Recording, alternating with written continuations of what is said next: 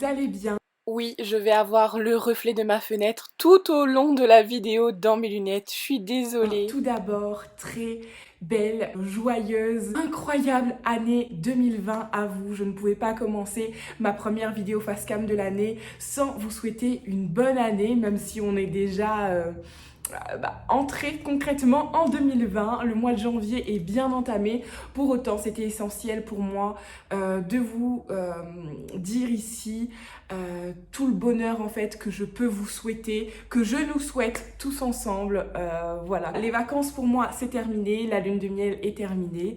Me voilà de retour à la maison et en fait j'avais envie de commencer cette année avec une vidéo sur comment éviter le blues post-vacances qu'on ressent souvent, que j'ai ressenti longtemps durant mes premiers voyages et que je ne ressens plus depuis plusieurs années déjà, je dirais depuis 3 ans à peu près. Et depuis qu'on a fait un mini tour d'Europe, je ne ressens plus en fait ce blues parce que justement je m'étais préparée, je me suis dit que c'était hors de question que je le ressente à nouveau, mais je sais que c'est quelque chose de répandu, je sais que c'est normal, mais il y a aussi des façons en fait d'y pallier, voilà, c'est compliqué le retour, hein.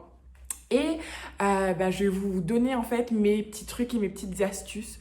Attention, il y a des choses à ne pas prendre à la légère. Vous avez en fait le blues classique de post-vacances, on est un peu déprimé parce qu'on retourne dans notre quotidien. Et il y a les vrais signes de déprime. Donc je vous invite quand même à voir si ça se prolonge, si c'est au final pas juste après un retour de vacances, s'il y a d'autres facteurs voilà, qui accentuent et éternisent en fait votre difficulté à reprendre le dessus, je vous invite franchement à consulter parce que c'est pas moi la pro dans ce domaine. Donc c'est parti, j'ai mes petites notes comme d'habitude, vous voyez, je commence l'année très organisée. On va commencer par le premier point qui est pour moi le plus beau des points, préparer ses prochaines vacances. Donc en général, j'attends même pas d'être rentrée pour préparer mes prochaines vacances. Quand je vous dis préparer, c'est pas vraiment aller acheter mon billet parce que souvent en retour de vacances, voilà, on va se le dire, faut renflouer un peu les comptes. Mais en fait, y penser, y rêver, se projeter, je pense que se projeter c'est très important, se donner des objectifs à court, moyen et long terme, visualiser en fait les prochaines destinations qui nous font rêver, qui nous font envie. Par exemple, moi pour le Japon, c'était pas du tout prévu. Pourtant, c'est une destination qui m'a toujours fait rêver. Et au final, en organisant notre lune de miel, on a eu de super offres pour le Japon et on a foncé. Et je me dis au final, j'ai tellement dit que je voulais visiter le Japon, que c'était un de mes rêves. Et même si je m'étais pas visualisé faire une lune de miel au Japon, ben ça s'est concrétisé tout seul, c'est venu, enfin tout seul, j'ai travaillé pour. D'ailleurs, je vous ferai une vidéo en fait sur le principe d'avoir de la chance parce que pendant les vacances j'ai eu beaucoup de fois des commentaires où on me disait ah Letty t'as de la chance et je suis tellement pas d'accord avec ça. Bref, c'est le sujet d'une prochaine vidéo, dites-moi en commentaire si ça vous intéresse, listez ces destinations de rêve, en parler, etc. Consultez en fait les sites de voyage, voir les prix, voir les meilleures offres, voir quand est-ce que c'est plus accessible d'y aller, c'est super important et ça te permet en fait d'apporter encore un peu de magie, de rêver encore un peu, même si les vacances sont terminées. On se projette pour les prochaines, il n'y a pas de raison qu'il n'y en ait pas d'autres. Ça pourra prendre 2 mois, 1 semaine, 6 mois, 1 an, mais il y en aura d'autres si vous vous le fixez comme objectif. Ce qui va être important pour moi et que j'ai particulièrement fait à ce retour de vacances, c'est de reprendre en douceur.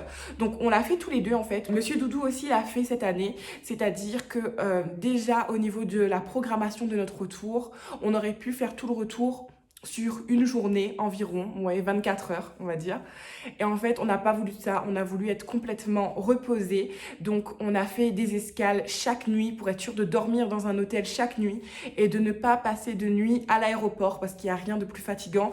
Déjà que t'es pas content de rentrer, en plus t'es pas confortable, franchement c'est pas super agréable. Donc essayez de prévoir un retour progressif et même à la maison en fait. Donc on est rentré mardi, Monsieur Doudou a repris le boulot vendredi pour se laisser quelques jours de repos, de reprise. Il va bien avoir certainement certaines corvées qu'il va falloir faire au retour de vacances. Donc même si vous avez laissé la maison propre, etc., il y a toujours la lessive de retour de vacances, des valises, etc. Donc laissez-vous quelques jours pour reprendre tout doucement. Donc même moi qui fais plus ou moins mon emploi du temps, j'ai pris le temps en fait de reprendre tout doucement, de ne pas reprendre le boulot tout de suite, de faire des choses plutôt qui m'étaient agréables avant de commencer les choses que j'aime le moins, donc et de le faire voilà à mon rythme. Donc si vous pouvez ne pas reprendre le boulot tout de suite, vous laissez 1-2 jours, c'est l'idéal. Si je tenais à ajouter de la reprise du boulot justement, reprendre un vendredi ou reprendre en milieu de semaine, ça permet que la semaine soit moins longue, de vous retrouver tout de suite en week-end, c'est plus simple. Clairement, on travaille 1 ou 2 jours, on reprend le week-end et on reprend ensuite, que ça peut être franchement beaucoup plus sympa que de reprendre un lundi. En tout cas, c'est mon point de vue. Ce qui va être bien aussi dans cette idée en fait de prendre le temps de revenir tout doucement, c'est de prolonger un peu les vacances. Donc par exemple, s'il y a des plats que vous avez particulièrement aimés pendant vos vacances, si comme moi par exemple vous êtes ramené du thé de certains pays, prolongez le plaisir, faites votre petite séance de thé, la cuisine, des petits plats, voilà, tout ce qui peut en fait vous rappeler des bons moments de vos vacances. Je pense que c'est essentiel et ça vous permet en fait de rentrer tout doucement dans votre quotidien en gardant encore ces petites doses de bonheur. Dans l'idée en fait de prolongation des vacances aussi, il va avoir en fait l'aspect souvenir, se remémorer les vacances, les petits moments, etc. Et pourquoi pas en fait faire un album photo. Donc je sais qu'à l'heure du numérique, c'est beaucoup moins pratique, c'est voilà, je sais, mais c'est tellement toujours agréable. En plus maintenant il y a des sites exprès où vous pouvez programmer votre album photo, ensuite ils vous l'impriment, ils vous le ramènent tout fait. C'est pas forcément des photos imprimées une à une qui peuvent s'abîmer, s'altérer avec le temps. Elles sont vraiment dans un livre avec souvent du papier glacé ou cartonné. Ça vous permet de les garder plus longtemps, mais pour autant vous passez du temps en fait à faire ce livre, à y rajouter, vous pouvez rajouter des petites notes, des petites anecdotes, etc. Je pense que ça peut être super sympa. Ou alors comme moi, ce que j'ai fait, c'est que j'ai plongé directement dans mes films souvenirs de vacances. Parce que oui, ça fait partie de mon boulot, mais c'est vraiment une partie plaisir. Ça ramène des souvenirs à chaud. Je peux vous donner des annotations, des anecdotes à chaud. Et on revit ça et ça fait vraiment chaud au cœur. Voilà, moi je trouve ça hyper agréable, donc je vous le conseille totalement. Et en fait, la dernière chose que je vous dirais qui est totalement bateau et qui fait partie, je pense, plus d'un état d'esprit que de techniques autres, c'est de toujours voir le positif. Effectivement, quand vous allez faire vos souvenirs, etc., vous allez ramener du positif ou du moins positif. Des fois, il y a des souvenirs qui sont plus cocasses que d'autres et plus agaçants que d'autres. Mais voilà, ça vous ramène à des petites choses, vous finissez par en rire. Donc, rappelez-vous en fait que même si vous êtes de retour, vous venez de vivre quelque chose qui est exceptionnel, vous avez voyagé, vous avez créé des souvenirs, vous avez goûté à une nouvelle culture, ou une culture que vous connaissez déjà, mais vous êtes parti, quoi. Vous avez vécu, vous êtes revenu normalement ressourcé, plein de nouvelles expériences, plein de choses à raconter. Donc pourquoi en fait ne pas se focaliser sur ce positif plutôt que de se dire je suis rentrée, les vacances c'est terminé, ok oui mais j'ai vécu des moments exceptionnels, je me suis dépassée, j'ai fait de nouvelles choses, j'ai rencontré de nouvelles personnes, je me suis créé de nouveaux souvenirs qui dureront à vie avec la personne que j'aime. Voilà, enfin en tout cas je vous parle pour moi, mais peut-être même avec vous-même ou avec votre famille, voilà, vous avez vécu forcément des choses de dingue. C'est obligé, même dans un simple voyage, on vit toujours des choses extraordinaires. On les voit pas toujours, mais essayez de chercher là-dessus et de garder ce positif-là et de le faire primer avant tout. Ce que je voulais vous dire aussi au niveau du positif, c'est de chercher le positif dans votre quotidien. Il y a forcément du positif. Moi, j'étais très contente de retrouver ma famille, de retrouver mes proches. J'étais très contente de retrouver mon toutou. Essayez en fait de focaliser sur le positif qui vous attend chez vous. Je suis contente de retrouver mes petites affaires, de me recoucher à des heures précises, même si je suis toujours un peu couche-tôt, même en vacances.